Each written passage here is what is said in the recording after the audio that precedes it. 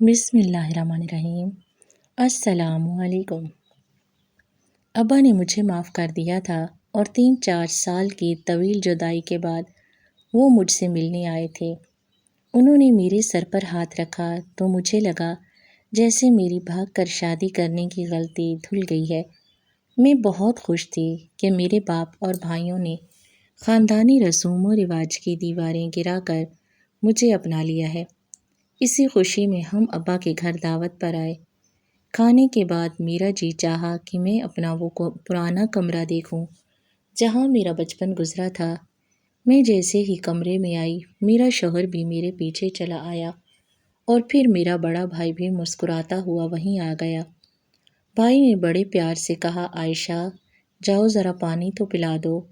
میں جیسے ہی کچن میں گئی پیچھے سے کمرے میں شور کی آواز آئی۔ میں گھبرا کر پانی لیے واپس آئی اور جیسے ہی کمرے کا دروازہ کھولا تو میرے پیروں تلے سے زمین نکل گئی۔ خون کی ایک ہلکی سی لکیر دروازے سے باہر نکل رہی تھی اور سامنے میرا شوہر۔ میرا نام عائشہ ہے اور میں ایک ایسے گھرانے کی چشم و چراغ ہوں جہاں محبت سے زیادہ غیرت کے پہرے سخت اصول اٹل تھے۔ میں اپنے 2 بھائیوں کی اکلوتی اور بے حد لاڈلی بہن تھی۔ میرے بڑے بھائی کا نام شہزیب اور چھوٹے کا نام زہیب ہے۔ یہ دونوں ہی اپنی انا، روب اور خاندانی ساکھ کے اس قدر پابند تھے کہ ان کے مزاج کی تلخی اکثر گھر کی در و دیوار پر محسوس کی جاتی۔ ہمارے خاندان میں دشمنیاں پالنا اور ان پر فخر کرنا ایک روایت تھی اور مردوں کی غیرت کا کل اثاثہ یہ تھا کہ ان کے گھر کی عورتیں زمانے کی نظروں سے اوجھل رہیں۔ ہمیں بچپن سے ہی سکھایا گیا تھا کہ باہر کی ہوا لگتے ہی خاندانی وقار پر دھبا لگ جاتا ہے۔ اسی لیے جب بھی کبھی باہر قدم رکھنا پڑتا تو ہم خود کو ایک بھاری اور سیاہ برقعے کی اوٹ میں اس طرح چھپا لیتے کہ کوئی ہمیں پہچان بھی نہ سکے۔ میں اپنے بھائیوں کی واحد بہن تھی، شاید اس لیے میرے ابا کا دل میرے لیے تھوڑا نرم تھا اور میں نے ان کی اسی خاموش اجازت سے گھر کے سخت ماحول میں رہتے ہوئے بھی اپنی تعلیم جاری رکھی، کیونکہ مجھے کتابوں سے وہ دلی لگاؤ تھا جو میری تنہائیوں کا واحد ساتھی بن چکا تھا۔ ہمارے خاندان کا یہ قدیم قانون تھا کہ بچوں کے مستقبل کے فیصلے ان کے پنگھوڑے میں ہی کر دیے جاتے تھے تاکہ بڑے ہو کر اپنی مرضی کرنے کی جرأت نہ کر سکیں۔ میری پھپھو جو ابا کی اکلوتی اور لاڈلی بہن تھی، ان کا بیٹا حماد اور 2 بیٹیاں زویا اور ہانیہ تھیں۔ ابا نے بچپن میں ہی میری نسبت حماد سے طے کر دی، جبکہ شہزیب کے لیے پھپھو کی بڑی بیٹی زویا کا انتخاب کیا گیا تھا۔ میں اور حماد بچپن ہی سے ایک دوسرے کو پسند کرتے تھے کیونکہ بڑوں نے ہمارے ذہن میں یہ بات پختہ کر دی تھی کہ ہم ایک دوسرے کے لیے ہی بنے ہیں۔ حماد ایک بہت ہی سلجھا ہوا اور محبت کرنے والا انسان تھا۔ اس کا دھیما لہجہ اور میری پسند کا خیال رکھنا میرے دل میں اس کے لیے عزت اور چاہت کو مزید بڑھا دیتا تھا۔ ہم دونوں ہی اس بندھن سے خوش تھے اور ان حسین خوابوں کے سہارے جی رہے تھے جو ہمارے آنے والی زندگی کا حصہ تھے، مگر یہ خواب ہمارے گھر کے تلخ ماحول سے بالکل مختلف تھے۔ شہزیب اور زہیب دونوں ہی بہت غصیلے مزاج کے مالک تھے۔ ان کا غصہ اکثر اس وقت انتہا کو چھونے لگتا جب وہ پھوپھی کے بچوں کی طرز زندگی دیکھتے۔ پھوپھا نے اپنے بچوں کی تعلیم پر کوئی سمجھوتا نہیں کیا تھا اور زویا جو شہزیب کی منگیتر تھی، وہ اور ہانیہ روزانہ شہر کی بڑی یونیورسٹی میں پڑھنے جاتی تھی۔ شہزیب کے لیے یہ بات کسی جلتی پر تیل کا کام کرتی کہ اس کے ہونے والی شریک حیات سر عام سڑکوں پر نکلے اور غیر مردوں کے درمیان بیٹھ کر علم حاصل کرے۔ وہ اسے اپنی غیرت پر ایک گہرا زخم سمجھتا تھا اور اکثر غصے سے بفرا ہوا ابا کے سامنے آ کھڑا ہوتا، دھاڑتے ہوئے کہتا، ابا زویا محض ایک لڑکی نہیں، وہ میرے نام کی لاج ہے اور آپ کو معلوم ہے کہ اس کا یوں یونیورسٹی جانا مجھے ایک پل کے لیے بھی گوارا نہیں۔ میں کیسے برداشت کر لوں کہ میری منگیتر روزانہ لوگوں کی نظروں کا مرکز بنے۔ اس کے لہجے کی کڑواہٹ اور آنکھوں میں موجود غصہ بتاتا تھا کہ وہ اس معاملے کو خاموشی سے ختم نہیں ہونے دے گا۔ گھر کے ماحول میں پھیلی یہ تلخی ایک ایسی آگ بن چکی تھی جو رشتوں کے تقدس کو جلانے لگی تھی۔ شہزیب اکثر اس بات پر ابا سے بھی تکرار کرتا کہ انہوں نے پھوپھی کو اتنی ڈھیل کیوں دے رکھی ہے۔ اس کے نزدیک عورت کی تعلیم سے زیادہ اہم خاندانی روایات تھیں، جبکہ دوسری طرف پھوپھی کا گھرانہ روشن خیالی کی راہ پر چل رہا تھا۔ حماد اکثر میری تعلیم کی حمایت کرتا اور چاہتا تھا کہ میں بھی آگے بڑھوں، مگر وہ شاہ زیب کے غصے اور اس کے مزاج سے بخوبی واقف تھا، اس لیے وہ اکثر خاموش رہتا تاکہ بات مزید نہ بگڑے۔ میں اپنے کمرے کی کھڑکی سے باہر کے منظر کو تکتی اور یہ سوچ کر تڑپ اٹھتی کہ ایک طرف تو وہ محبت ہے جو مجھے اور حماد کو جوڑے ہوئے ہے، اور دوسری طرف شاہ زیب کی وہ فرسودہ غیرت ہے جو زویا کے زندگی کے خوابوں کو کچلنا چاہتی ہے۔ ایک دوپہر جب سورج سوانیزے پر تھا، پھوپھی زاد بہنوں اور حماد کے ساتھ ہمارے گھر تشریف لائیں، مگر کسی کو خبر نہ تھی کہ یہ آمد خوشی کی نہیں، بلکہ برسوں سے سلگتی ہوئی آگ کے بھڑکنے کا پیش خیمہ ثابت ہوگی۔ زویا نے اس دن جدید طرز کے کپڑے پہن رکھے تھے جو اس کے اعتماد اور بدلے ہوئے خیالات کی عکاسی کر رہے تھے، مگر شاہ زیب کے لیے یہ منظر کسی قیامت سے کم نہ تھا۔ اس نے جیسے ہی زویا کو اس حلیے میں دیکھا، اس کی آنکھوں میں خون اتر آیا اور وہ غصے سے لرزنے لگا۔ ابا نے شاہ زیب کی کیفیت بھانپ لی تھی اور اسے سختی سے منع کیا کہ وہ اس وقت پھوپھا سے کوئی ایسی بات نہ کرے جس سے بدمزگی پیدا ہو، مگر شاہ زیب کی برداشت جواب دے چکی تھی۔ وہ سیدھا ابا کے پاس گیا اور دو ٹوک لہجے میں کہا کہ ابا، اب پانی سر سے گزر چکا ہے، مجھ سے مزید یہ تماشا برداشت نہیں ہوتا۔ آپ ابھی اور اسی وقت میری اور زویا کی رخصتی کی بات کریں، میں اسے مزید اس حالت میں گھر سے باہر جانے کی اجازت نہیں دے سکتا۔ شاہ زیب کا یہ فیصلہ دراصل اس کی گھٹن کا نتیجہ تھا جو وہ مدتوں سے اپنے اندر پال رہا تھا۔ جب ابا نے پھوپھا کے سامنے رخصتی کی بات رکھی تو گھر کے صحن میں ایک ایسی خاموشی چھا گئی جس نے سب کے دل ہلا دیے۔ زویا جو اب تک خاموش کھڑی تھی اچانک بول پڑی، اور اس نے جو کچھ کہا وہ ہمارے پورے خاندان کے لیے ایک دھماکے سے کم نہ تھا۔ اس نے سب کے سامنے خاص طور پر شاہ زیب اور ابا کی آنکھوں میں آنکھیں ڈال کر صاف کہہ دیا کہ وہ اس شادی کے حق میں نہیں ہے۔ اس کا کہنا تھا کہ بچپن کی باتوں کی کوئی حیثیت نہیں ہوتی، اور میں ایک ایسی سوچ کی مالک انسان کے ساتھ اپنی زندگی برباد نہیں کر سکتی جو تعلیم کا دشمن ہو، جس کے خیالات اتنے محدود ہوں۔ شاہ زیب پڑھا لکھا بھی نہیں ہے اور اس کی سوچ مجھ سے بالکل الگ ہے۔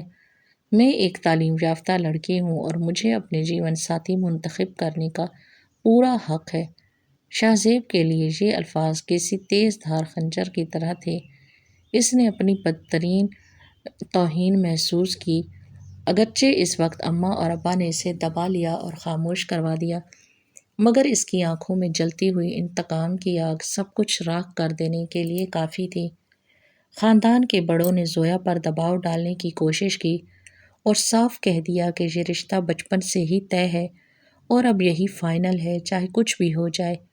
پھوپھا جو اپنی بیٹی کی تعلیم اور اس کی خوشی کے حامی تھے، انہوں نے زویا پر ظلم کرنے سے انکار کر دیا اور صاف کہہ دیا کہ جب ان کی بیٹی راضی نہیں تو وہ اسے زبردستی کسی کے گلے نہیں مار سکتے۔ اس بات پر خاندان میں ایسی گرما گرمی کہ رشتوں کی دیواریں تڑکنے لگیں۔ شاہ زیب جو زویا کو اپنی ملکیت اور اپنی عزت سمجھتا تھا، وہ اس بے عزتی کو کیسے ہضم کر سکتا تھا؟ مگر کہانی میں اصل موڑ تب آیا جب یہ خبر ملی کہ زویا نے ان تمام پابندیوں اور زبردستی سے بچنے کے لیے اپنے ایک کلاس فیلو سے خاموشی سے نکاح کر لیا ہے۔ یہ خبر جیسے ہی ہمارے گھر پہنچی ایک طوفان برپا ہو گیا۔ شاہ زیب نے غصے میں پاگل ہو کر اعلان کر دیا کہ اب اگر زویا نے بغاوت کی ہے تو اس کا بدلہ میری بہن عائشہ چکائے گی۔ عائشہ اب کبھی اس گھر کی بہو بن کر نہیں جائے گی جس گھر کی بیٹی نے ہماری عزت مٹی میں ملائی ہے۔ شاہ زیب کے اس اعلان نے میری دنیا ہی اجاڑ کر رکھ دی۔ میں اور حماد، جن کا اس سارے معاملے میں کوئی قصور نہ تھا، ایک ایسی جنگ کی بھینٹ چڑھ گئے جس کا ایندھن ہماری محبت بن رہی تھی۔ مجھے تو لگتا تھا کہ حماد کے گھر جا کر میں اس قید سے نکلوں گی اور کھل کر سانس لینا سیکھوں گی، مگر یہاں تو میری قسمت پر بھی تالے لگا دیے گئے۔ دونوں خاندانوں کے درمیان برسوں کے تعلقات، آنا جانا، بول چال پل بھر میں ختم ہو گئی۔ ابا نے غصے اور دکھ کی انتہا میں اپنی بہن سے مخاطب ہو کر کہہ دیا، آج سے میری بہن مر چکی ہے، خبردار جو اب کبھی اس گھر کی دہلیز پار کی۔ گھر میں ایک قبرستان جیسی خاموشی چھا گئی تھی، جہاں صرف میری سسکیوں کی آواز تھی جو کسی کو سنائی نہیں دے رہی تھی۔ میں یہ سوچ کر ہلکان ہو رہی تھی کہ کیوں ہمیشہ عورت ہی کو خاندانی دشمنیوں اور انا کی قربان گاہ پر چڑھایا جاتا ہے۔ حماد سے بچھڑنے کا دکھ اور بھائی کی ضد نے میری زندگی کو ایک لامتناہی اندھیرے میں دھکیل دیا تھا۔ گھر میں چھائی اس گھٹن اور حماد سے بچھڑنے کے خوف نے میری سوچنے سمجھنے کی صلاحیت چھین لی تھی۔ میں نے شاہ زیب بھائی کے غصے اور ابا کی ناراضگی کی پرواہ کیے بغیر چوری چھپے حماد سے رابطہ کیا اور روتے ہوئے اس سے التجا کی کہ میں تمہارے بغیر جینے کا تصور بھی نہیں کر سکتی۔ مجھے ہر حال میں تمہارے ساتھ نکاح کرنا ہے، چاہے اس کی قیمت کچھ بھی ہو۔ حماد جو خود بھی اس جدائی سے تڑپ رہا تھا میری باتوں میں آ گیا۔ ہم نے ایک ایسا قدم اٹھانے کا فیصلہ کیا جس نے ہمارے خاندان کی بچی کچھ ہی ساکھ کو بھی داغدار کر دیا۔ ایک کالی رات کے اندھیرے میں نے اپنی ممتا، اپنے ابا کی پگڑی اور بھائیوں کی غیرت کو پس پشت ڈال کر گھر کی دہلیز پار کر لی۔ ہم نے نکاح تو کر لیا، مگر اس فیصلے نے میرے بھائیوں کے دلوں میں نفرت کے ایسے الاؤ روشن کر دیے جن کی تپش اب سب کچھ جلنا تھا۔ بھائیوں نے بہت لڑائی جھگڑا کیا، بندوقیں نکلی، خون خرابے کی نوبت آ پہنچی، مگر جب خاندان کے بڑوں نے بیٹھ کر فیصلہ کیا تو سب اس بات پر متفق ہوئے کہ اب جو ہونا تھا ہو گیا۔ جب لڑکی خود راضی ہو کر نکاح کر چکی ہے تو اسے واپس لانا ناممکن ہے۔ میرے بھائیوں اور ابا کی آنکھوں میں خون اترا ہوا تھا۔ وہ ذلت کے اس کڑوے گھونٹ کو پینے پر مجبور تھے، مگر ان کی خاموشی کے پیچھے کوئی گہرا طوفان چھپا ہوا تھا۔ میں اب پھوپھی کے گھر میں تھی، جہاں سب کچھ بظاہر پرسکون ہونے لگا تھا۔ جب خاندانی فیصلے کے بعد حالات کچھ بہتر ہوئے تو اگلے ہی دن پھوپھا نے زویا کی زندگی کا فیصلہ بھی کر دیا اور اس کی رخصتی اس لڑکے کے ساتھ کر دی جس سے زویا نے نکاح کیا تھا۔ زویا اپنے شوہر کے ساتھ رخصت ہو کر چلی گئی۔ ہم سب نے سوچا کہ شاید اب زندگی کی تلخیاں ختم ہو جائیں گی اور ہر کوئی اپنی اپنی جگہ بس جائے گا، مگر تقدیر کو کچھ اور ہی منظور تھا۔ اسی پہلی رات جب خوشیوں کے چراغ روشن ہونے چاہیے تھے، زویا اچانک کہیں غائب ہو گئی۔ اس کا شوہر اور سسرال والے بدحواس ہو کر اسے ڈھونڈنے لگے، مگر زویا کا کہیں نام و نشان تک نہ تھا۔ صبح ہوتے ہی یہ خبر جنگل کی آگ کی طرح پھیل گئی کہ زویا لاپتہ ہو گئی ہے۔ حماد اور پھوپھا اسے ڈھونڈ ڈھونڈ کر پاگل ہو رہے تھے۔ ہر ممکن جگہ چھان ماری، مگر وہ جیسے زمین کھا گئی یا آسمان نکل گیا۔ شک کی سوئی ایک بار پھر میرے بھائیوں کی طرف گھومی۔ حماد نے شاہ زیب اور زہیب سے سختی سے پوچھا کہ کیا وہ زویا کی گمشدگی کے بارے میں کچھ جانتے ہیں، مگر شاہ زیب نے بڑی بے نیازی اور حقارت سے لا تعلقی کا اظہار کر دیا اور کہا وہ تو مجھے پسند ہی نہیں کرتی تھی، اسے تو مجھ سے نفرت تھی، تو وہ میرے پاس کیوں آئے گی؟ وہ تو تم لوگوں کی لاڈلی تھی، اب ڈھونڈو اسے جہاں ڈھونڈنا ہے۔ اس نے الٹا مجھ پر طنز کیا کہ یہ تو میری اپنی بہن تھی جو بے غیرت نکلی اور گھر سے بھاگ گئی، ہمیں دوسروں کی فکر کرنے کی ضرورت نہیں۔ شاہ زیب کی ان باتوں میں ایک عجیب سی سرد مہری اور طنز تھا جس نے میرے دل میں وسوسے پیدا کر دیے۔ زویا کا شوہر ہر دن رات اسے تلاش کرتا رہا، کئی دن گزر گئے مگر اس کی کوئی خبر نہ آئی۔ گھر کا ہر فرد ایک انجانے خوف اور پریشانی میں مبتلا تھا۔ خوشیوں کی جگہ اب ماتم جیسی کیفیت نے لے لی تھی۔ ان حالات نے میری اور حماد کی نئی نویلی شادی شدہ زندگی کو بری طرح متاثر کیا۔ حماد اپنی بہن کے دکھ میں نڈھال رہتا اور اسے اب مجھ میں وہ کشش نظر نہیں آتی تھی جو پہلے تھی۔ ہمارے درمیان اب محبت کے بول کم اور خاموشی کے سائے زیادہ ہوتے تھے۔ میں دن رات مصلے پر بیٹھ کر اللہ سے دعا مانگا کرتی کہ یا اللہ زویا خیریت سے مل جائے اور میرے بھائیوں کا دل میرے لیے بھی نرم پڑ جائے۔ مجھے شدت سے احساس ہو رہا تھا کہ میں نے جذبات میں آ کر گھر سے بھاگ کر بہت بڑی غلطی کی ہے۔ میں نے جس آزادی اور سکون کے خواب دیکھے تھے وہ تو کہیں پیچھے رہ گئے تھے، اور میں اب ایک ایسے پچھتاوے کی آگ میں قید تھی جس کا کوئی انجام نظر نہیں آتا تھا۔ زویا کی گمشدگی نے میرے بھائیوں کے چہروں پر وہ فاتحانہ مسکراہٹ تو سجا دی تھی، مگر میرے جینے کا ہر راستہ مسدود کر دیا تھا۔ وقت کے ساتھ ساتھ دکھوں کی چادر گہری ہوتی گئی اور ایک دن یہ خبر آئی کہ زویا کا شوہر جو اسے پاگلوں کی طرح ڈھونڈ رہا تھا ایک مشکوک حادثے میں اپنی جان سے ہاتھ دھو بیٹھا ہے۔ زویا کی گمشدگی اور پھر اس کے شوہر کی موت نے پھوپھی کے گھر میں صف ماتم بچھا دی تھی۔ اس کا اثر میرے اور حماد کے رشتے پر بھی پڑنے لگا۔ حماد کا رویہ میرے ساتھ سخت تلخ اور چڑچڑا ہو گیا تھا۔ پھوپھی اور پھوپھا کی نظروں میں موجود بیگانگی مجھے یہ احساس دلاتی تھی کہ وہ مجھے اپنے دکھوں کا سبب سمجھتے ہیں۔ میں دن رات اس پچھتاوے کی آگ میں جلتی کہ کاش میں نے گھر سے بھاگنے کی غلطی نہ کی ہوتی۔ میرے دل میں ہر وقت یہ وہم رہتا کہ شاہ زیب بھائی کو زویا کے بارے میں ضرور کچھ معلوم ہے، مگر پولیس کی تمام تر تفتیش ان تک پہنچنے میں ناکام رہی۔ اسی دوران اچانک ایک دن ابا خود پھوپھا کے گھر ہم سے ملنے آ گئے۔ انہوں نے مجھے گلے لگایا، میرے سر پر ہاتھ رکھا اور پھوپھی سے رو کر معافی مانگی کہ تم میری اکلوتی بہن ہو، اب جو ہوا سو ہوا، میں اپنی بیٹی کی جدائی مزید برداشت نہیں کر سکتا، ہمیں معاف کر دو تاکہ ہم مل کر زویا کو ڈھونڈ سکیں۔ ان کی اس ممتا اور پیار نے میرے تمام شکوک مٹا دیے۔ میں نے سوچا کہ شاید باپ کی محبت جیت گئی ہے۔ کچھ دن بعد ابا نے ہمارے اعزاز میں اپنے گھر میں ایک بڑی دعوت رکھی۔ میں برسوں بعد اپنے مائکے جانے کی خوشی میں نہال تھی، مگر نہ جانے کیوں میرے احمد کانپ رہے تھے اور دل میں ایک انجانا سا خوف سر اٹھا رہا تھا۔ حماد نے مجھے تسلی دی کہ یہ خوشی کا موقع ہے، مگر میرے اندر کا اضطراب کم نہ ہوا۔ جب ہم وہاں پہنچے تو شاہ زیب اور زہیب بھی بہت تپاک سے ملے۔ ماحول بظاہر خوشگوار تھا اور میں اپنی ماں کے گلے لگ کر رونے لگی۔ کھانے کے بعد میں اپنے پرانے کمرے میں گئی، جہاں ہر چیز ویسی ہی تھی جیسے میں چھوڑ کر گئی تھی۔ میں الماری دیکھ رہی تھی کہ حماد میرے پیچھے کمرے میں آ گیا اور تھوڑی دیر بعد شاہ زیب بھائی بھی وہاں پہنچ گئے۔ انہوں نے بڑی اپنائیت سے مجھ سے کہا، عائشہ تم جاؤ، میرے لیے کچن سے ٹھنڈا پانی لے کر آؤ، میں اور حماد کچھ باتیں کرنا چاہتے ہیں۔ میں پانی لینے نکلی ہی تھی کہ اچانک کمرے سے شور اور دھینگا مشتی کی آواز آئی۔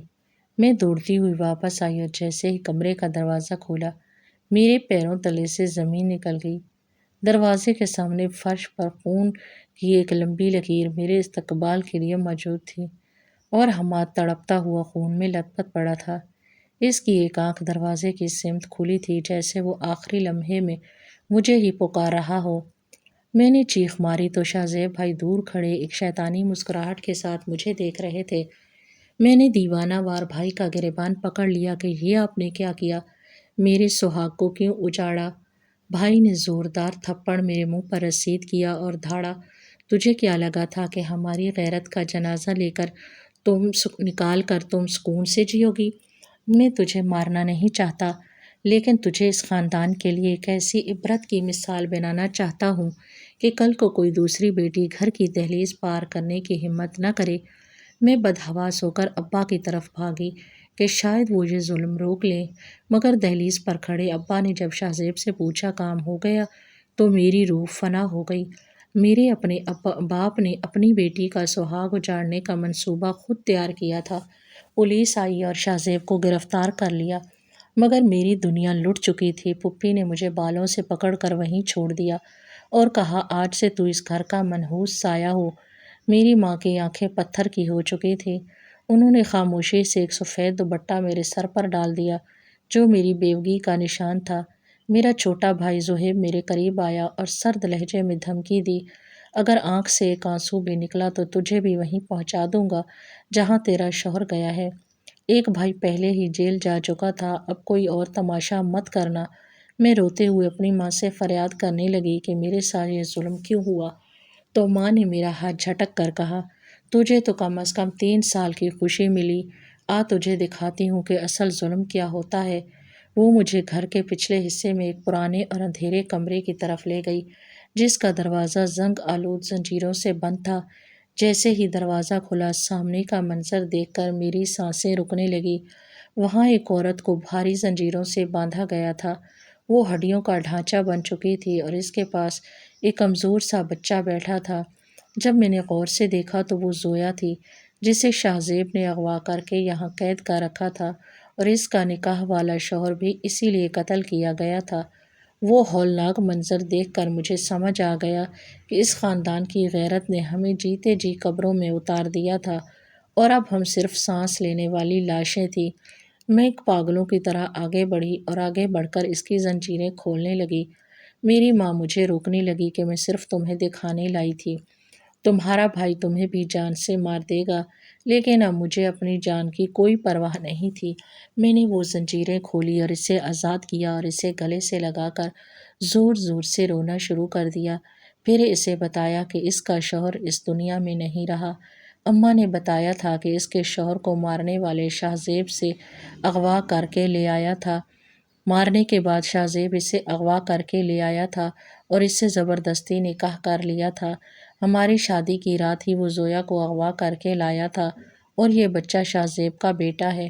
میں نے زویا سے کہا کہ میں تمہیں آزاد کرتی ہوں، تم چلی جاؤ، تو وہ میری طرف دیکھ کر مسکرائی اور کہنے لگی اب میں کہاں جاؤں گی؟ وہ جیسا بھی ہے اس بچے کا باپ ہے، وہ اپنے انجام کو پہنچ گیا ہے، جیل چلا گیا ہے، تو میں تو ویسے ہی زندہ لاش ہوں۔ میرے اس بچے کا خیال تم رکھنا۔ ہڈیوں کا ڈھانچہ بنی وہ عورت عجیب سے انداز میں روئی جا رہی تھی۔ زویا کی آنکھوں سے آنسو بہہ رہے تھے۔ میں نے ہاتھ لگا کر دیکھا تو اسے بہت تیز بخار تھا۔ اچانک سے وہ عجیب سی ہچکیاں لینے لگی اور ہچکیاں لیتے لیتے اس نے جان دے دی۔ ایک اور عورت غیرت کی بھینٹ چڑھ گئی۔ آج میں اپنے بھائی کے بیٹے کو اپنا بیٹا بنا کر پال رہی ہوں۔ میری عمر 50 سال کے قریب ہو گئی ہے۔ میرے بھائی کی سزا بہت لمبی ہے، وہ ابھی تک چھوٹ کر نہیں آیا۔ خاندان کے لوگ مجھے دیکھ کر مثال دیتے ہیں کہ یہ عورت گھر سے بھاگی تھی اور اس کا انجام کیا ہوا۔ اس نے اپنے شوہر کی جان لے لی اور بھائی کو سزا دلوا دی۔ کہانی ہمیں سبق دیتی ہے کہ فرسودہ روایات اور جھوٹی انا کے نام پر کیے گئے فیصلے صرف زندگیاں اجاڑتے ہیں۔ غیرت کے نام پر اپنوں کا خون بہانے اور عورتوں کی زندگیوں کو قید کرنے سے خاندان تباہ ہو جاتے ہیں اور پیچھے صرف پچھتاوے ہی رہ جاتے ہیں۔ رشتوں میں زبردستی اور تشدد کا انجام ہمیشہ ہولناک ہوتا ہے۔ کہانی پسند آئی ہو تو لائک کریں، شیئر کریں اور چینل کو سبسکرائب کریں۔